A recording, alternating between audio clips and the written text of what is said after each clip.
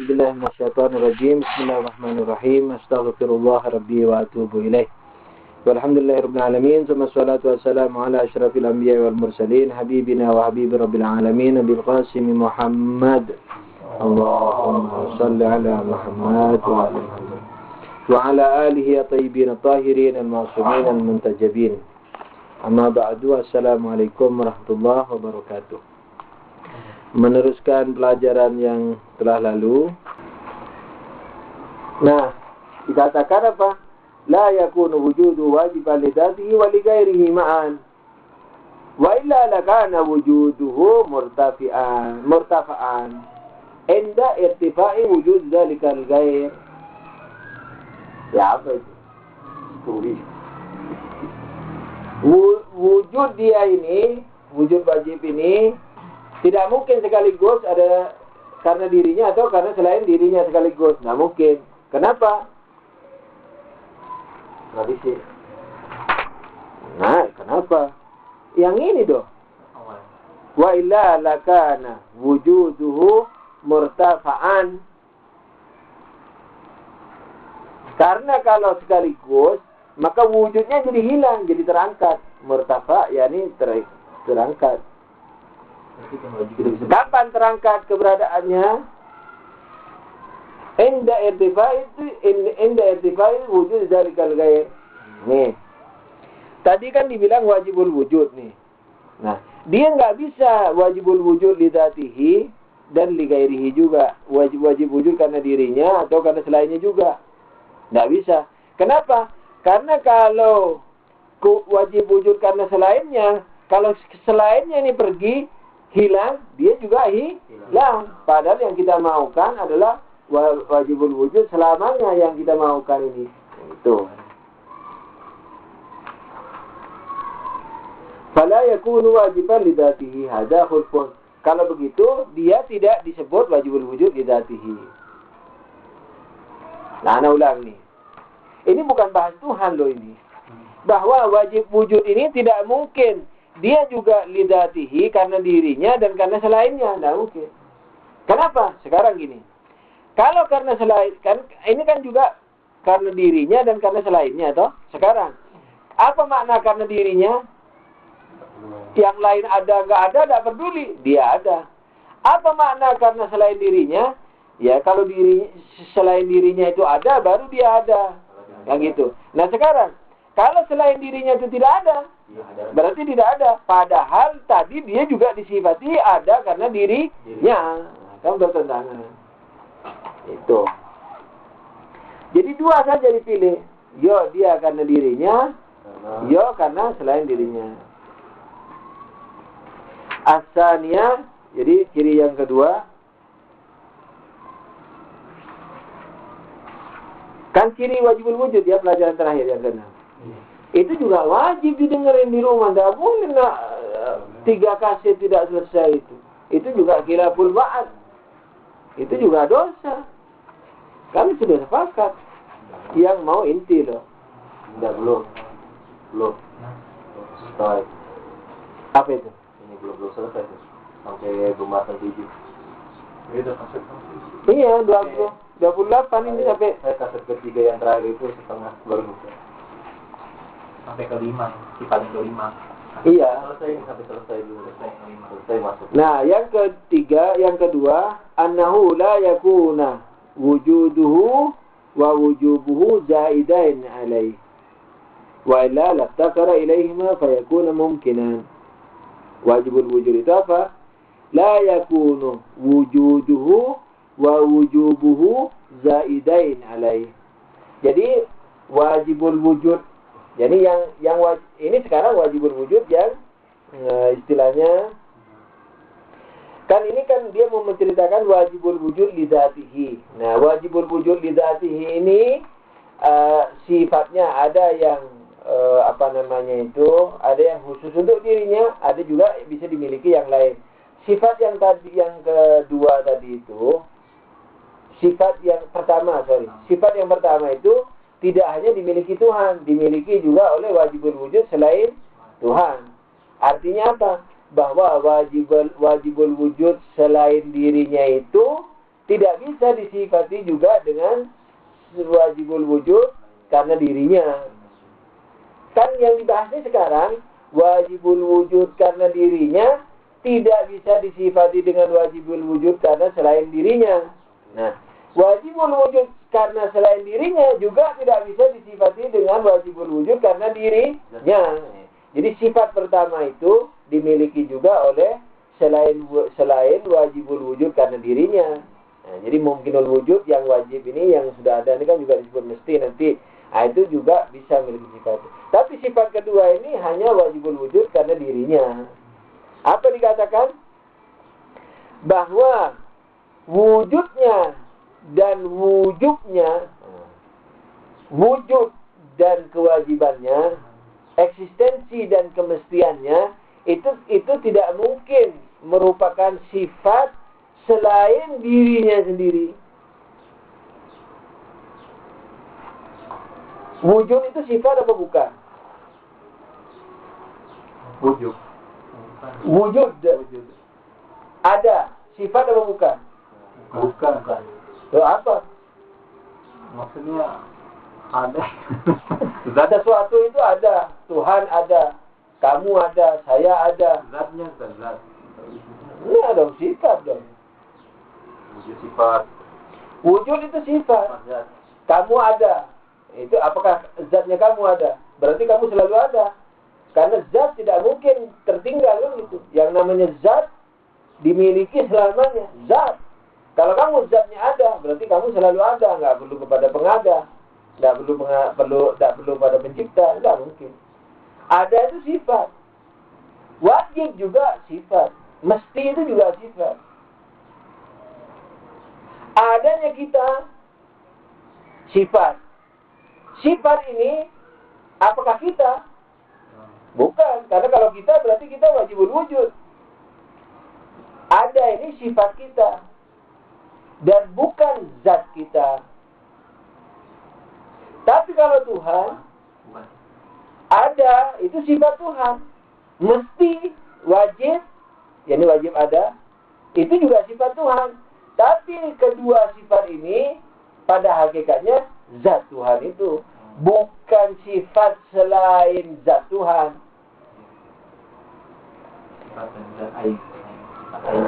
Jadi zat sifat Tuhan itu hakikat zatnya.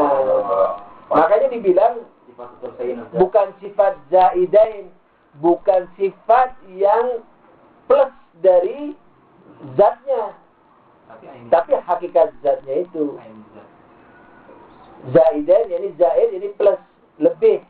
Jadi sifat wujud dan sifat wujub, sifat ada dan sifat mesti itu tidak boleh plus dari zatnya itu. Tapi apa? Tapi hakikat zatnya itu. Gitu. Nah, dalilnya wa illa laftakara ilaihima fayakun. Kalau sifat eksis dan sifat mesti itu lain daripada zatnya, berarti zatnya itu perlu nggak kepada eksistensi dan mesti eksistensi ini?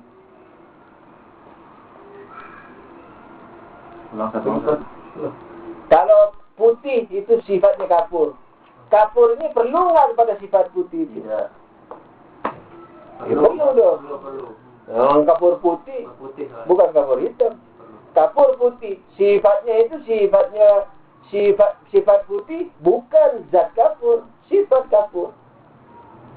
Nah, dalam keadaan kapur putih, berarti kapur itu perlu kepada putih. Itu. Sifat Tuhan juga begitu. Kalau zat Tuhan memiliki sifat wujud, memiliki sifat eksis, memiliki sifat mesti eksis, kan dua sifat tuh, eksis dan mesti.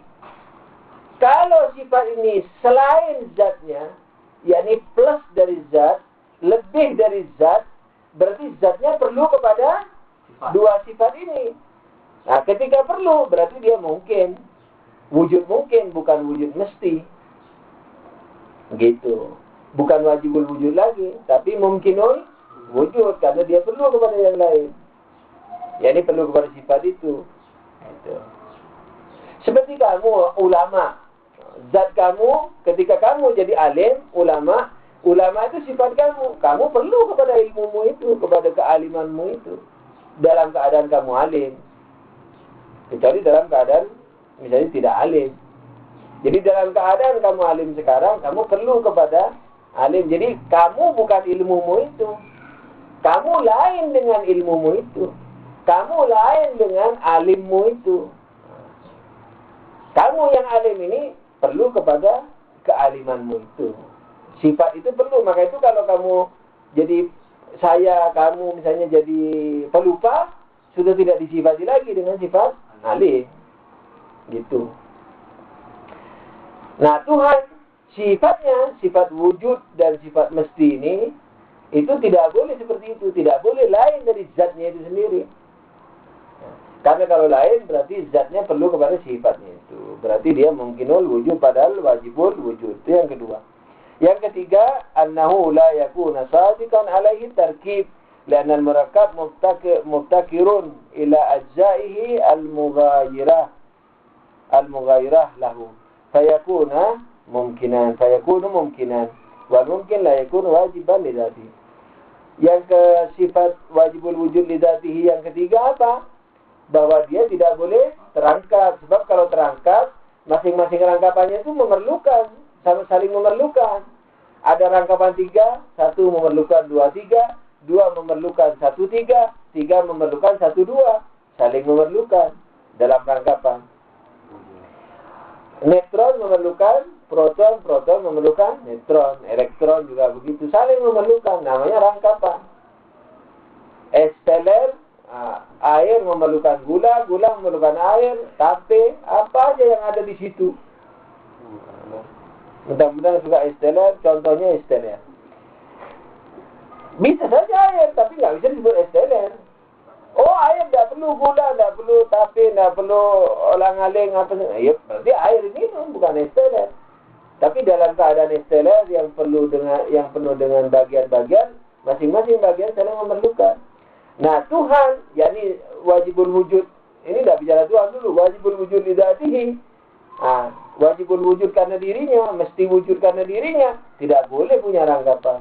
Sebab kalau punya rangkapan, masing-masing rangkapannya saling perlu. Nah, kalau masing-masing rangkapannya saling perlu, berarti dia dalam dirinya itu ada istilah perlu. Ada yang namanya perlu. Dan yang perlu itu mungkinul wujud, bukan wajibul wujud. Wajibul wujud kan ada. Ada saja, tidak ada permulaannya, ada. Mesti lagi adanya. Nah, tapi kalau saling memerlukan, berarti perlu sama yang lain.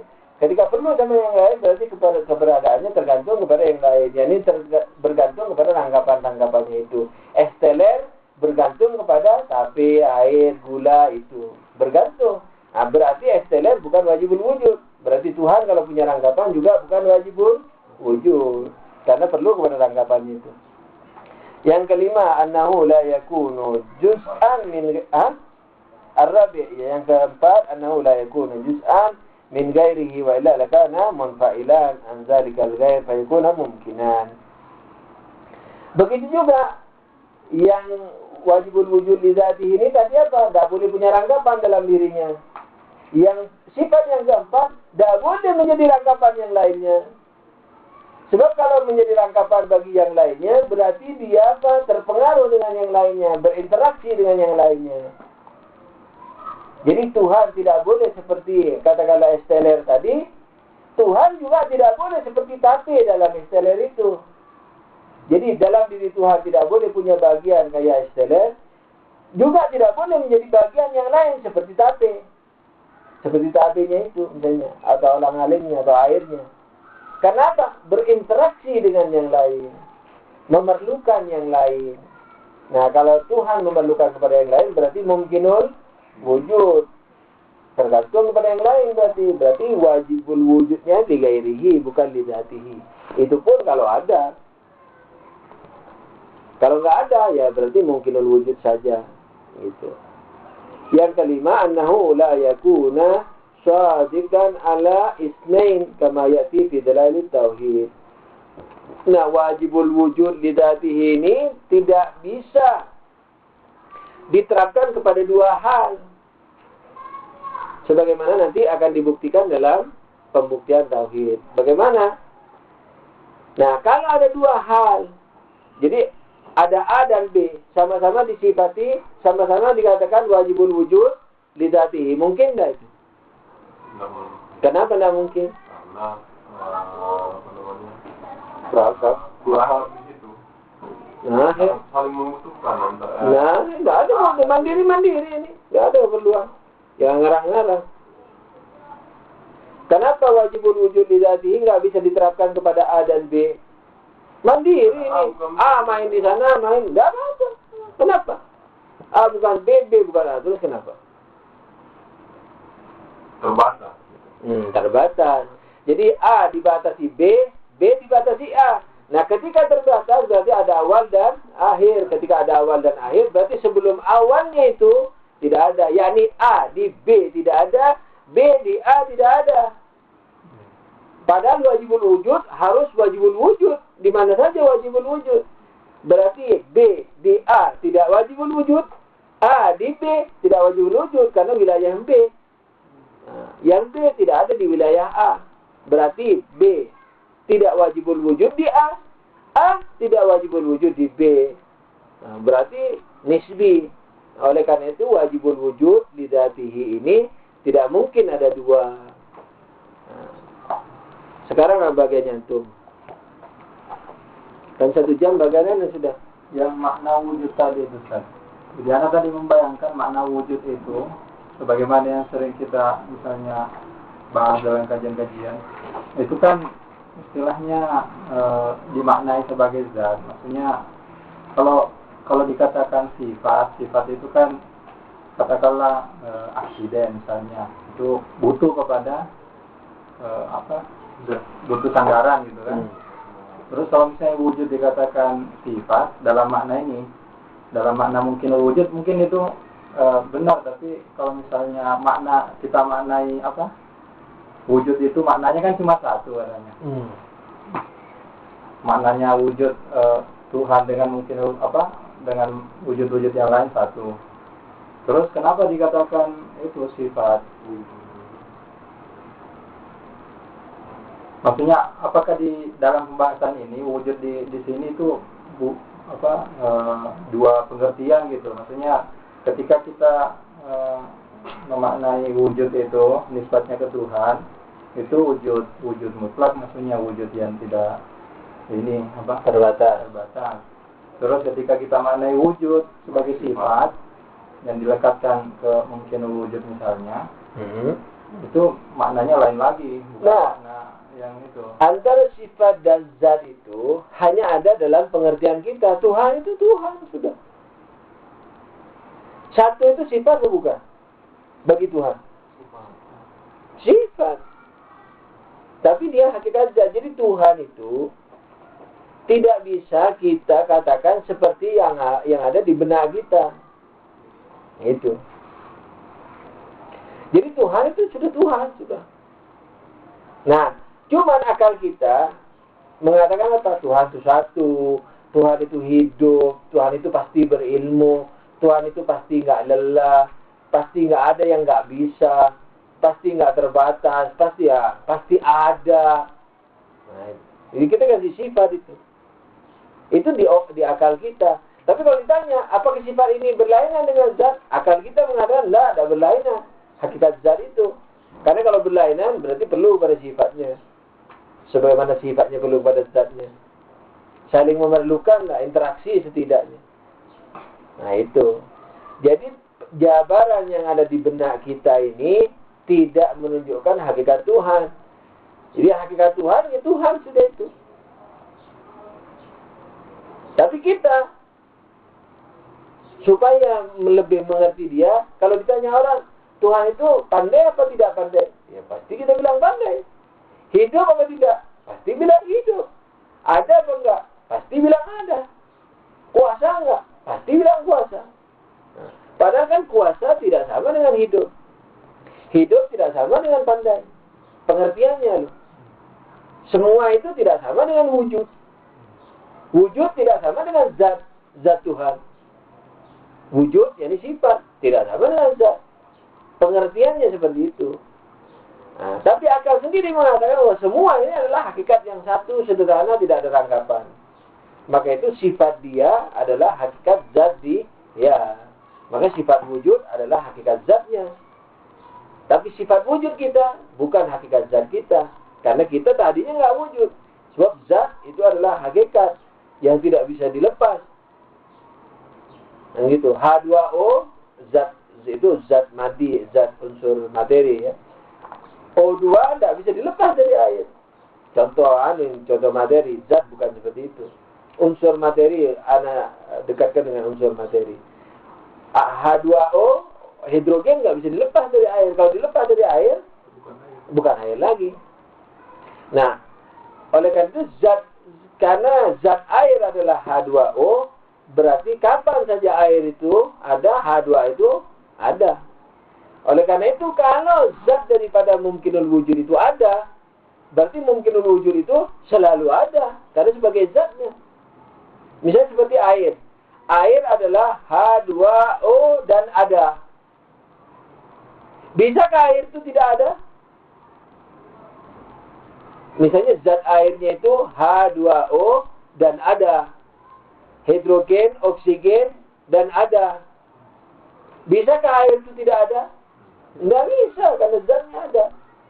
Nah, tapi karena air bisa tidak ada, dan bisa ada, berarti ada itu bukan zat daripada air.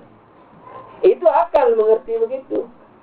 Jadi sifat ada pada air bukan hakikat zat. Tapi sifat ada pada Tuhan, hakikat zat. Karena kalau enggak, terangkap, saling perlu, interaksi, dan seterusnya. Itu akal juga yang menghukumi. Jadi hakikat Tuhan, tidak ada yang tahu. Dia sederhana sudah itu. Tapi kalau mau bisu-bisuan seperti itu, kita nggak bisa ngajar, kita nggak bisa mempelajari Tuhan, tidak bisa mengerti, tidak bisa merenungi, dan seterusnya. Tidak ada diskusi. Maka itu disifati, tapi dengan pengertian juga, dengan akal juga, dengan argumentasi akal juga, bahwa sifat-sifatnya misalnya tidak beda dengan zatnya. Bukan menyatu dalam zat, seperti persatuan esteler tadi, karena saling memerlukan di situ. Pada Tuhan tidak ada istilah perlu, gitu. Lagi? Sifat dalam filsafat apa namanya? Sifat Sama. Kalau zat? sama zat. Sifat zat nama. Lalu apa bedanya dengan sifatnya Tuhan? Kalau ada bertanya, sifat yang ada di Tuhan, sifat yang ada di makhluk. Zat yang Tuhan, zat yang di makhluk. Kalau ada yang tadi itu apa bedanya? Tidak ada bedanya sifat. Kalau pada Tuhan adalah hakikat zat Tuhan. Kalau yang di makhluk tidak hakikat zat makhluk. Seperti misalnya ilmu kita. Umpamanya kita punya ilmu nih. Berilmu. Fulan berilmu. Fulan alim. Apakah alim itu ada sejak lahir? Tidak ada. Itu. Tapi kalau sifat Tuhan, karena zat Tuhan itu sendiri, maka kapan, ini istilah kapan ini pinjam. Kapan Tuhan ada, kapan zat ada, ilmu juga ada. Tidak ada kapannya loh, ini sekedar pinjam. So, kalau ada kapan Tuhan ada, itu berarti ada permulaannya. Tuhan tidak ada permulaannya. Selalu ada. Tidak pernah tiada. Makanya Tuhan tidak membuat dirinya sendiri. So, kalau membuat dirinya sendiri, berarti dulunya nggak ada, terus dia buat. Awalan, dulunya tidak ada. Berarti ada permulaan. Padahal Tuhan selalu ada. Yang kedua, kalau nggak ada, gimana membuat dirinya? Makanya selalu ada. Gitu. Contohnya wujud di luar ini itu apa contohnya? Dan kenapa nggak Ya kita ini. Kenapa nggak juga mungkin wujud aja? Iya. Nah, zat mungkinul wujud itu, mungkinul wujud itu boleh ada, boleh tidak, kan gitu. Ketika ada, boleh nggak dibilang tidak ada? Nggak boleh, itu artinya mesti. Iya wajib. Wajib itu kan tidak boleh tidak selain itu. Kita sebelum lahir tidak ada wajib wujud. Tapi ketika ada, nggak bisa dibilang nggak ada. Nggak boleh lagi dibilang nggak ada. Keberadaan kita sekarang mesti wajib. Mesti yani. Wajib yani. Nggak bisa dibilang nggak ada. Tapi kewajiban kita ini bukan dari zat kita. Karena kita wujud terbatas. Jadi wajib. Nah, dikatakan wajibul wujud karena selain dirinya. Jadi karena selain diri kita. Jadi karena sebab itu. Yang berakhir pada Tuhan. Terus ini kembali ke yang awal-awal tadi, Ustaz.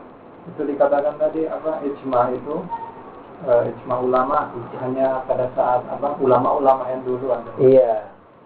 Maksudnya ulama-ulama yang dulu itu di zaman ini, zaman Ya. bukan zaman gaibah gitu. Bukan Enggak. zaman gaibnya imam. Enggak. Kalau Itu yang ijma yang dijadikan dalil. Berarti tidak ada ijma setelah imam gaib gitu. Iya kayaknya begitu ya. Misalnya zamannya siapa?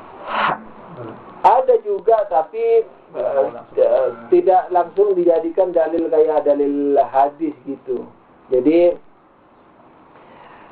walhasil yang bisa diyakinkan tuh ulama yang sudah lama sekali yang sejaman lah dengan para imam itu yang paling qat'inya gitu. Mungkin nanti ada gradasinya juga, tapi yang paling benarnya sudah waktu yang zaman imam itu karena tidak mungkin dibiarkan. Terus Anda pernah mendengar itu, pernah baca atau mendengar?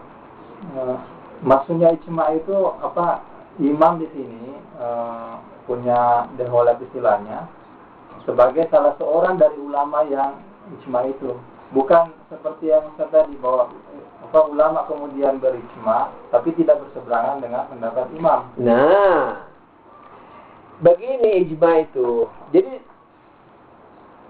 ulama itu tidak janjian. Ayo kita SMS yuk, kita SMS, kita haram saja ini masalah ini. Tidak begitu ijma. itu kumpul itu. Ulama berijma kemudian. Nah, itu juga enggak sama. Jadi rundingan, jadi dia itu begini. Jadi semua ulama itu berkata sendiri-sendiri. Nah, tapi kita ini generasi berikutnya ketika mengumpulin kata-kata ulama itu kok sama ini kata-katanya. Nah, ijma itu sama gitu loh. Nah, sama para ijma ulama itu, kesamaannya itu ada kalau nggak salah dua kemungkinan. Satu di zaman imam ulama itu, sehingga apa? Jadi pendapat ulama itu tidak mungkin dari kantongnya sendiri gitu loh. Pasti dari imam. Minimal imam tidak nyalahin. Itu. Jadi bukan SMS, bukan bersepakat. Kata-kata mereka mandiri-mandiri itu. Tapi kita ketika ngumpulin kok sama. Nah, itu berarti ijma, ittafaqa. Gitu. Bukan janjian untuk bersepakat. Diskusi mereka gitu. Nah, kenapa bisa dijadikan dalil? Karena kita, nah itu gradasinya. Imam pada zaman para imam. Sehingga imam tidak mungkin biarin ulama berkata begitu. Nah, dan bisa juga diketahui bahwa mereka pasti ngambil dari imam. Cuman tidak berupa riwayat. Ngomongnya ke kita itu berupa fatwa. Kan tidak mesti, misalnya saya belajar ke Imam Shadiq, kan tidak mesti saya bilang ke orang lain ketika Imam Shadiq mengatakan babi itu haram umpamanya, atau misalnya sholat itu begini. Kan tidak mesti ketika saya ngajar orang nanti berkata Imam Shadiq alaihissalam sholat itu begini. Kan tidak mesti begitu saya ngajar. Bisa saja mengajar sholat itu begini. Langsung saja saya yang bilang ke dia sholat itu begini, kan boleh saya ngajar begitu. Nah, berupa fatwa gitu pengajarannya. Tidak berupa penukilan hadis. Nah, jadi mengapa orang berijma itu dipahami, dijadikan dalil? Karena itu seperti hadis. Jadi awalan tidak mungkin imam biarin kalau salah.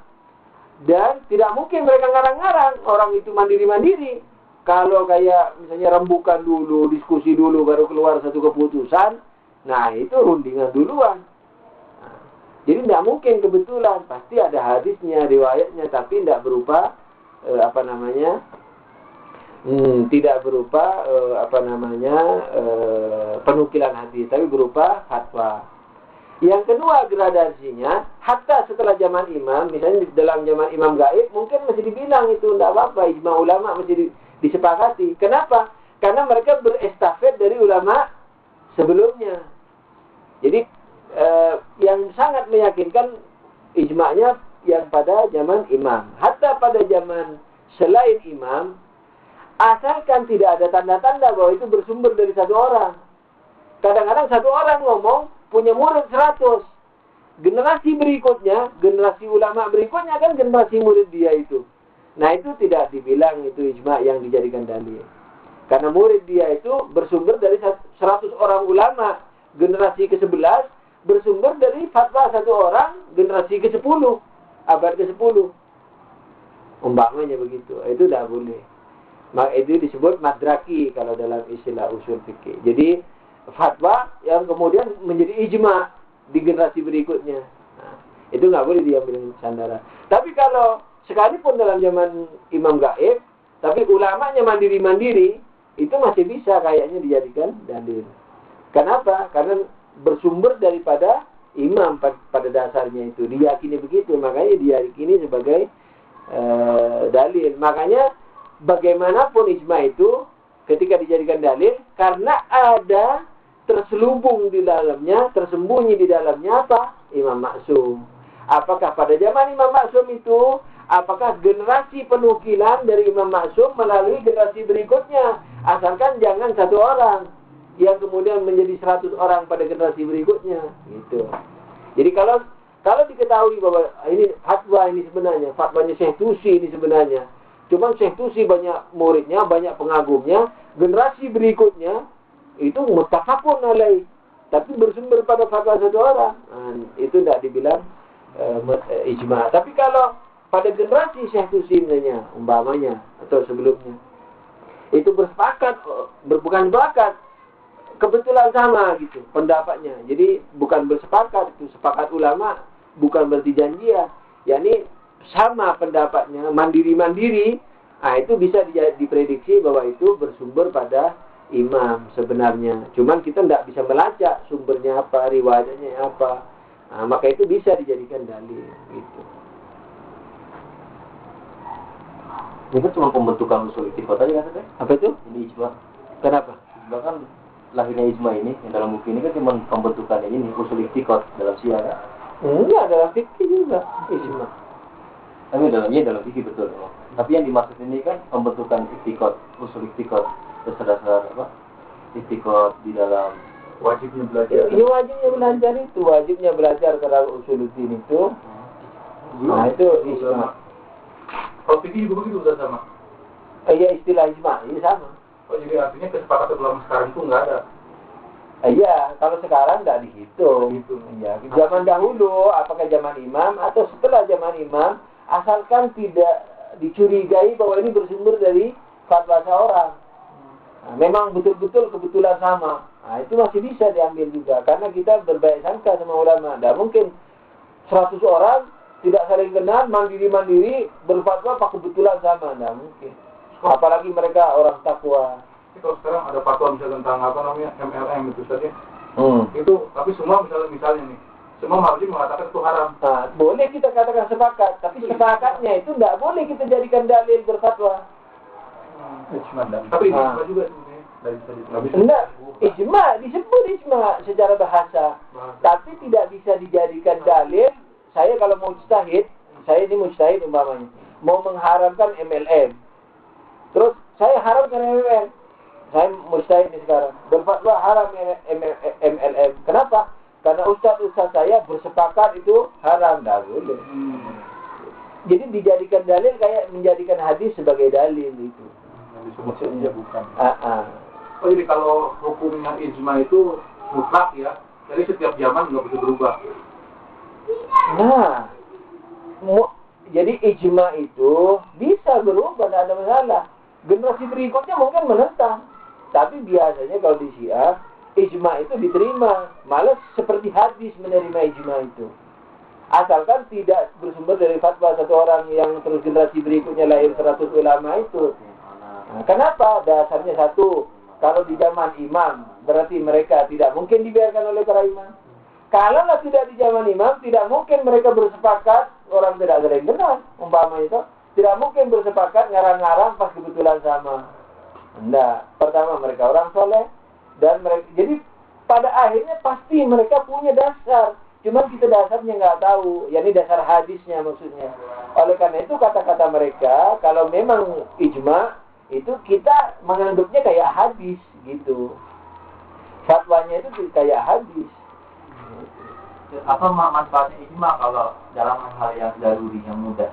Seperti kayak wajibnya orang belajar ini kan mudah daruri. Ngapain pakai kita butuh? Enggak, tidak daruri. Iya, wajib pelajari Tuhan. Wajib apa enggak? Dosa apa enggak? Diazab apa enggak? Enggak daruri. Enggak ada. Makanya berdalil itu dia. Sekarang kita dalam akidah kan Ustaz, Malah ada yang melarang merenungi Tuhan. masih juga bertaklid Ustaz. Apa itu?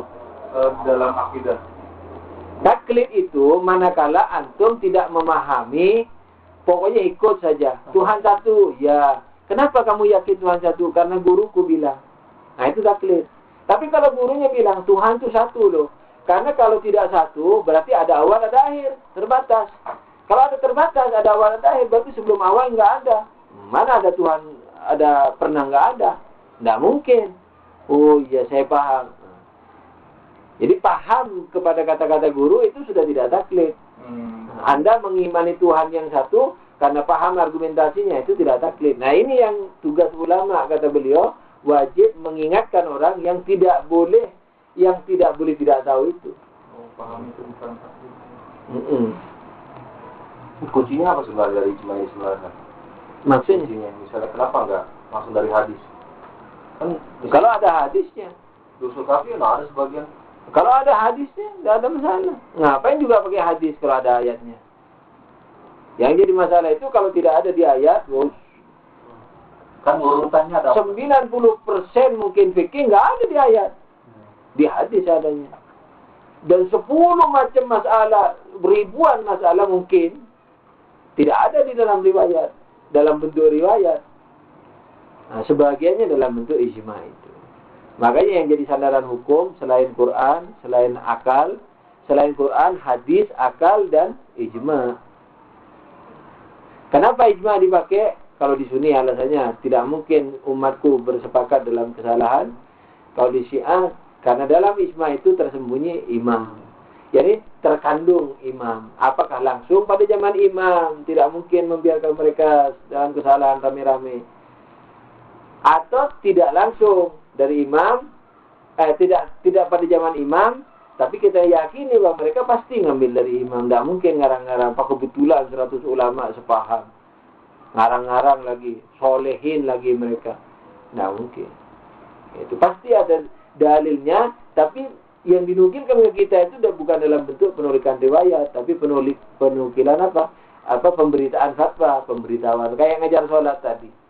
Saya belajar ke Imam Shadiq umumnya. Imam Shadiq mengatakan, kalau kamu mau sholat begini. Ketika saya ngajar orang lain, bisa dengan dua cara. Bisa saya mengatakan, ketahuilah bahwa Imam Shadiq mengatakan, kalau kamu mau sholat begini.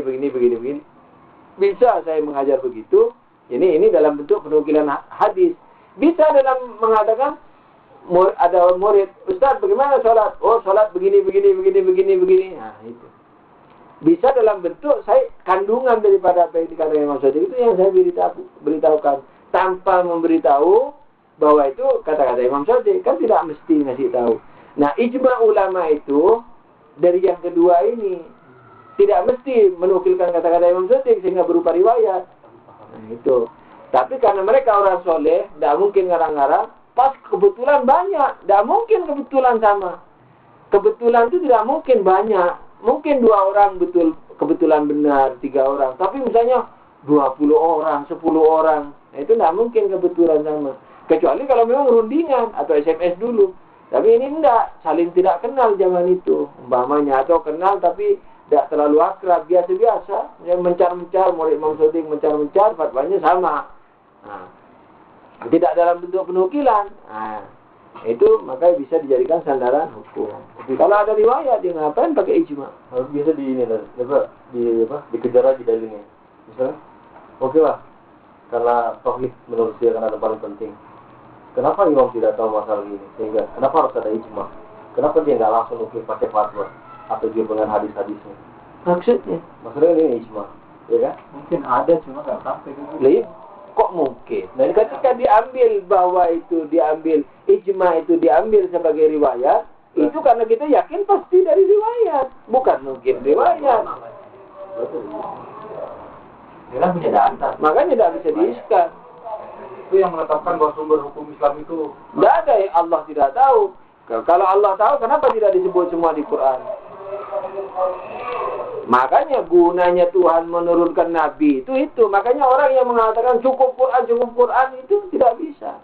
Baik di zaman Nabi atau setelah zaman Nabi. Karena tidak 90% fikih nggak ada di Quran. Cara sholat mana? Nggak ada. Ruku sujud baca apa ada? Puasa detail-detailnya, haji yang detail-detail global ada. Dan nggak ada yang detailnya 90%. Bukan Tuhan tidak tahu. Tuhan kalau menulis semuanya, Quran itu jadi berapa? 100.000 jilid. Bagaimana mau orang mempelajari Quran? Nah, yang kedua, tidak efisien. Orang tidak bisa begitu. Karena perlu contoh. Nah, lebih bagus Tuhan, Qurannya global, tapi ada maksum di sebelahnya.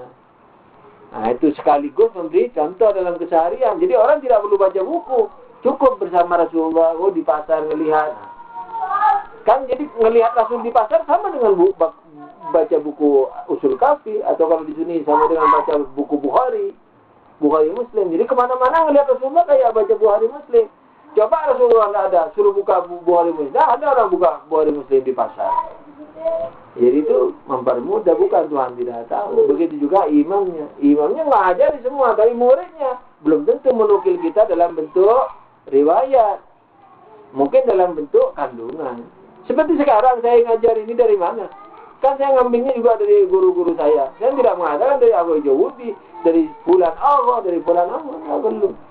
Dan akal tidak mewajibkan seperti itu.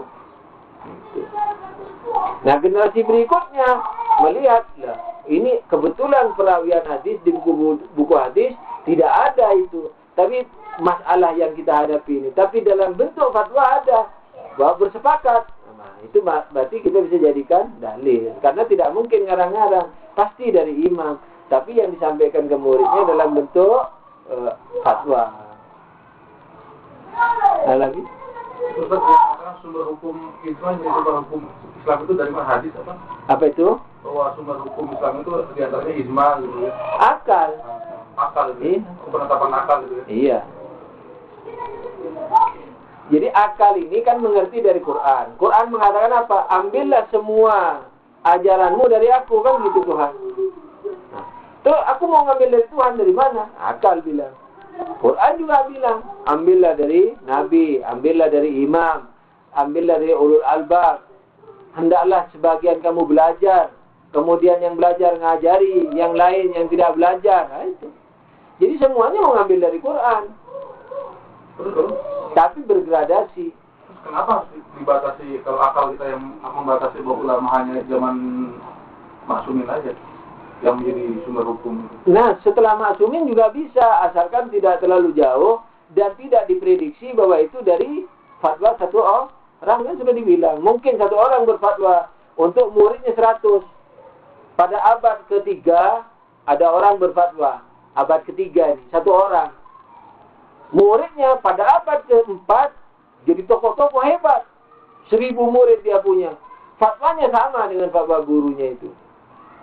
Generasi ke abad ke-5, apalagi abad ke-10, apalagi abad ke-14 sekarang, mengira apa? Bahwa masalah itu pada abad ke-4 muttafaqun alaih. Nah, tapi dari fatwa satu orang, apakah bisa kamu mengatakan bahwa 1000 orang itu dari imam ngambilnya? Belum tentu. Jadi sebenarnya ijma itu pantulan daripada riwayat. Ijma itu bukan mandiri. Ngapain pakai kata-kata ulama kalau mandiri? Kita memakai kata-kata itu karena kita prediksi kuat bahwa itu dari imam. Cuman tidak dalam bentuk penukilan hadis. Berupa ajaran, berupa fatwa, berupa ajaran. Kalau istilah kerennya fatwa. Gitu.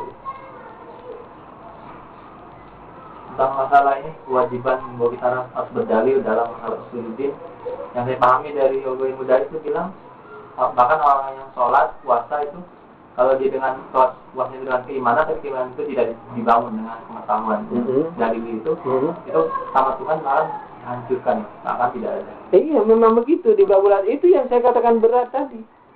Bukan hanya amalnya tidak sah, tapi dia juga ke jahanam. Nah, itu. Kan itu yang anak katakan berat tadi. Bahwa orang yang tidak mengetahui satu saja di antara 5 unsur, 4 unsur itu, maka apa?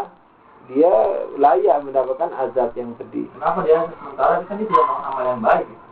Dia berbuat baik, sholat, puasa, amal yang baik semua sedekah. Kenapa harus dihukum? Perbuatan baik itu harus ada dasarnya. Jadi misalnya kamu berbuat baik, tapi kamu mengira bahwa perbuatan baikmu itu dari Tuhan. Kamu berbuat baik, berbuat jahat, kamu mengira bahwa perbuatan jahatmu itu dari Tuhan. Kamu kaya, kamu mengira dari Tuhan. Kamu miskin, kamu mengira dari Tuhan. Kamu sakit dari Tuhan, kamu sehat dari Tuhan.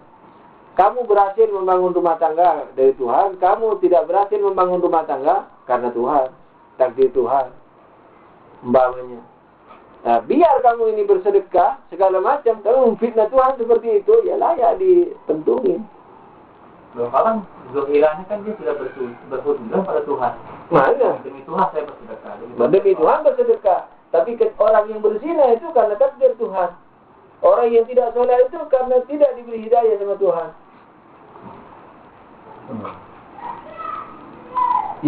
Yazid itu menjadi Yazid karena takdir Tuhan. Karena belum diberi hidayah sama Tuhan. Orang yang diberi hidayah pasti dapat hidayah. Orang yang tidak diberi hidayah, kufur. Berarti orang yang kafir itu bukan karena ikhtiar si kafir, tapi karena tidak diberi hidayah sama Tuhan. Biar dia bersedekah bayar emas segunung karena Tuhan, dia layak dipentung sama Tuhan. Karena mengira bahwa orang yang kafir, orang yang berbuat jahat karena takdir Tuhan atau karena belum dikasih hidayah sama Tuhan. Nah, sekarang nasib orang-orang tua kita yang dulu, kayak orang tua yang orang dulu kan pada kita serahkan sama Tuhan itu. Karena taklif seperti ini kan itu makanya wajib ulama memberi penjelasan. Lah orang yang tidak tahu bagaimana mau dikasih penjelasan? Bagaimana dia memikul beban seperti ini? Ya serahkan sama Tuhan. Mudah-mudahan diampuni sama Tuhan. Apalagi mereka sudah merasa belajar. Cuman diajari bahwa katanya Tuhan menakdirkan semua perbuatan baik buruknya manusia. Nah, jadi yang ngajari itu yang dikebukin. Insya Allah mazur yang diajari. Kecuali kalau di hatinya jangan ada kejanggalan. Kalau di hatinya ada kejanggalan dari pelajaran itu, lalu dia tetap mengimani seperti itu, dan pas yang diimani itu salah, layak juga digebuk sama Tuhan. Itu. Sujud, rukuk sujud ini tidak diperlukan sama Tuhan. Itu untuk kebaikanmu sendiri. Kamu jadi orang baik kok nyesel. Tapi kamu mengatakan aku punya sifat seperti itu. Nah, itu yang layakku azab kamu. Nah, itu. Saya begitu. Itu misalnya dikatakan wajib, maksudnya kita misalnya berkewajiban gitu untuk mengajarkan seseorang. Iya. Terus cara melihat kapan wajib dan tidak wajibnya itu gimana, Ustaz? Maksudnya ada mungkin orang yang sudah belajar, merasa sudah belajar, terus mungkin juga sudah merasa paham, walaupun sebenarnya yang dia pahami itu mungkin masih salah, terus dia merasa berkewajiban. Ya kalau kita tahu dia salah, saya rasa itu wajib dikasih tahu. Kalau dia amar ma'ruf nahi munkar kan banyak syaratnya itu. Kita yakin dia salah. Kalau kita nggak yakin, nggak wajib. Kita yakin dia salah. Kita juga punya perkiraan dia mau terima. Kalau yakin tidak mau terima, nggak wajib sudah. Itu. Kecuali dalam hal tertentu. Itu di bab amar ma'ruf nahi munkar itu. Insya Allah. Mungkin di buku ini atau di tempat lain. Wajib yang mana itu? Sebentar. Wajib yang mana itu dimaksudkan? Wajib menyampaikan. Ini. Wajib amar ma'ruf nahi munkar. Ini atau kifayah saja? Kalau misalnya sudah disampaikan, enggak? Iya, enggak. Ini saja. Iya kalau sudah matlubnya nyampe. Tapi kalau dijelasin ahli tidak paham, dan menurut antum kalau dijelaskan antum bisa paham, wajib antum nyampe. Berarti enggak. Di situ bisa kifayah, bisa ini di situ. Ya kifayah kalau sudah cukup. Ya kifayah tetap. Kifayah tetap. Kenapa? Hukum Mudaris dalam penjelasannya tentang ini apa? Muslim dengan mukmin. Jadi orang yang katanya sudah mengatakan la ilaha illallah dia muslim, tapi belum mukmin. Sekarang pertanyaannya begini. Sekarang mana yang lebih afdal? Orang yang mengatakan la ilaha illallah, tapi dia cuma mengatakan saja, nggak belajar ini usuluddin. Tapi ada orang yang nggak punya agama, tapi dia belajar usuluddin dulu. Jadi ini, dia masuk Islam, mengucapkan la ilaha illallah, dengan hud, dia secara langsung sudah muslim dan menjalankan taklid. Karena saya membandingkan dengan orang yang nggak beragama. Dia belum beragama, tapi dia mau beragama. Dia belajar usuluddin dulu. Gitu. Mana yang lebih afdal? Kalau dia yang lebih afdal yang muslim itu yang jelas. Karena dia sudah masuk ke rangka iman, cuman imannya belum sempurna. Kenapa? Nah, nanti Anda tutup. Karena imannya dia dalam rangka mau menertibkan imannya kan gitu. Jadi ketika dia masuk muslim kayak kita dulu misalnya ikut orang tua karena lahir dari orang tua muslim, itu ada fadilahnya karena kita sudah dihukumi muslim, makanya darah kita udah terhormat, kemudian kita udah mewarisi, kemudian boleh kawin segala macam itu karena fadilahnya itu. Nah, dari situ kita wajib meningkatkan. Gitu. Kecuali kalau anti peningkatan, anti ilmu, anti peningkatan, gak boleh belajar bodoh-bodohan, nah itu lain hukumnya. Nah, sedangkan orang kafir dia punya punya tugas tersendiri. Memang dia harus misalnya lahir dari orang Kristen, dia ingin masuk Islam, maka mengkaji Islam, dia mendapat pahala dari kajiannya itu. Tapi bukan berarti dia afdal dalam artian keseluruhan, dalam artian kajiannya itu dia mendapatkan pahala tersendiri. Tapi si muslim tadi, apalagi dia belajar, si muslim ini, maka sudah pasti si muslim itu yang afdal. Jadi yang jelas bahwa si kafir tidak akan dimasukkan neraka sama Tuhan. Oh, dalam masa pencarian itu ya? Iya. Oh, ini di sini. Itu kelebihan dia. Nah, kalau jadi dia tidak sholat, tidak apa-apa. Kalau kita yang muslim tadi tidak sholat, dipentung lagi sama Tuhan. Itu. Diazab. Kalau si Kristen mau menyelidiki Islam, meneliti Islam, tidak sholat, tidak puasa, dalam penelitiannya tidak didosa sama Tuhan. Malah pahala dalam penelitiannya itu. Sudah, ada lagi? Walhamdulillahirabbil alamin. Allahumma shalli ala Muhammadin wa alihi tahirin. Ya Allah, ya Tuhan kami, tunjukkanlah kebenaran sebagaimana ia dan berikan kekuatan untuk mengamalkannya, dan tunjukkan kebatilan sebagaimana ia dan berikan kekuatan untuk menjauhinya. Amin ya rabbal alamin. Wabillahi taufiq wal hidayah. Wassalamualaikum warahmatullahi wabarakatuh. Allahumma shalli ala Muhammad wa ali Muhammad.